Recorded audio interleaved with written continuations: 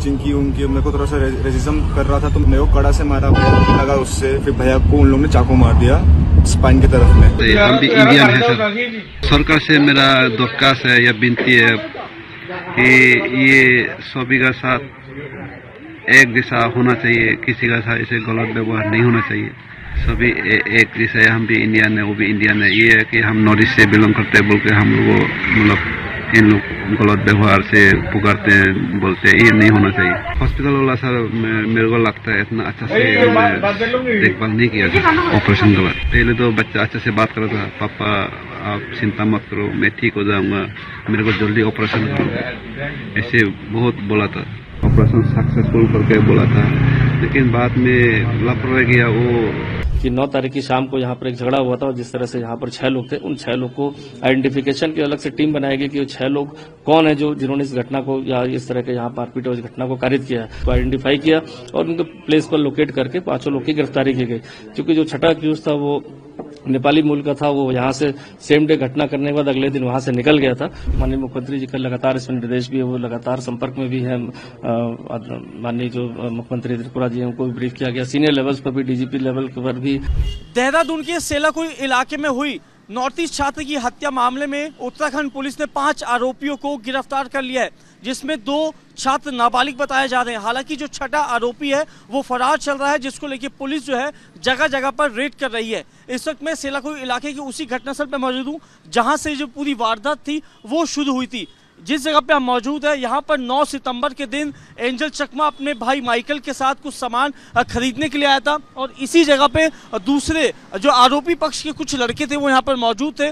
दोनों के बीच किसी बात को लेकर कहासुनी होती है। कहासुनी इस कदर बढ़ जाती है कि यहीं पर ही एंजल चकमा और उनके भाई पे जो चाकू से वार करना शुरू कर दिया जाता है। जिस एंजल चकमा की अस्पताल में इलाज के दौरान मौत हो चुकी है, लेकिन पुलिस अभी भी इन्वेस्टिगेशन कर रही है।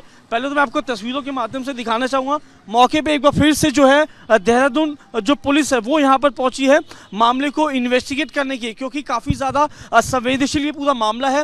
हालांकि जो छठा आरोपी है वो फरार चल रहा है, लेकिन आप तस्वीरों में देख सकते हैं कि देहरादून की जो स्थानीय पुलिस है वो एक बार फिर से यहाँ पे मामले को इन्वेस्टिगेट करना या एक तरह से सीक्वेंस को समझने के लिए वो यहाँ पर पहुंची है।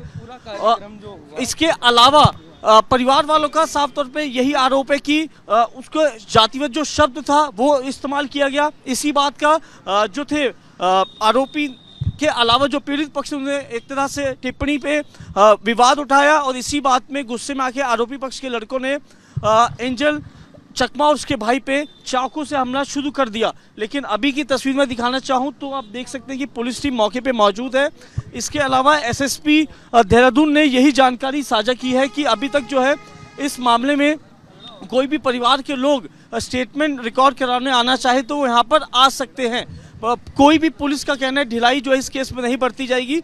छठे आरोपी को पकड़ने के लिए जो है यहाँ पर पुलिस लगातार कई अलग अलग जगहों पर रेड कर रही है। कि लोकल थाने की पुलिस टीम जो है वो मौके पे आई है इन्वेस्टिगेट करने के लिए। हालांकि किस तरीके से यहाँ पे अंजाम दिया गया था वारदात को, पूरे सीक्वेंस को समझा जाएगा, लेकिन परिवार वालों का कहना है कि पुलिस की इन्वेस्टिगेशन पे कई सवाल खड़े करें। लेकिन एसएसपी देहरादून का यही कहना है कि मामले की बारीकी से जांच की जा रही है। जो छात्र जिसकी डेथ हुई है उसके जितने भी दोस्त हैं सबके स्टेटमेंट रिकॉर्ड किए गए हैं। घटनास्थल में जो तमाम सीसीटीवी कैमरे लगे हुए थे, तमाम सीसीटीवी कैमरों को जो है वो बारीकी से खंगाला जा रहा है। जो लोग यहाँ पे मौजूद थे उनकी भी जो है पुलिस स्टेटमेंट रिकॉर्ड करेगी। क्या नाम है आपका?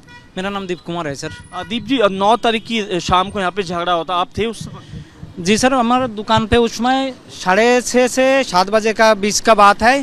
कंपनी का छुट्टी होने का टाइम था। यहाँ रास्ता में बहुत सारे भीड़ था, इकट्ठा था। तो यहाँ पे एक स्कूटी खड़ा था और वो लोग जो है वहाँ से आ रहा था भागते हुए, आके स्कूटी में चोट लगा। उसके बाद वो नीचे गिर गया था।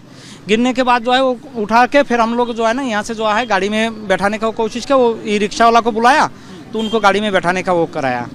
बस उसके बाद इस बात को लेकर झगड़ा हुआ तो कुछ पता है? सर ये तो हमें पता नहीं है, इसके बारे में हम जानकारी नहीं दे सकते सर, हमें क्योंकि पता ही नहीं है।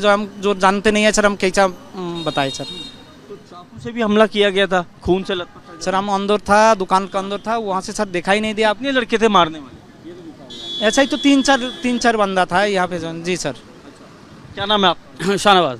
शहनवाज जी, आप भी यहीं थे उस वक्त जिस समय इंसिडेंट हुआ? नहीं, हमें तो इस बात में, जब हमारे तो दुकान ये पास में ही है। आपकी दुकान के बाहर आपने क्या देखा? तो हमने जब देखा थोड़ी भीड़ से हुई तो मैं अंदर से उठ के आया तो उस टाइम पे वो तो ई रिक्शा में बिठा रहे थे उन लोगों को कि भाई उस टाइम पे खून निकल रहा था उसके लड़के का खून निकल रहा था ना जिसका ब्लड निकल रहा था, तो उसको ई रिक्शा में बिठाया और उसके बाद वो चले गए बस। देखिए तस्वीर ये है। विजय उमेश एक बार तस्वीर दिखाएं।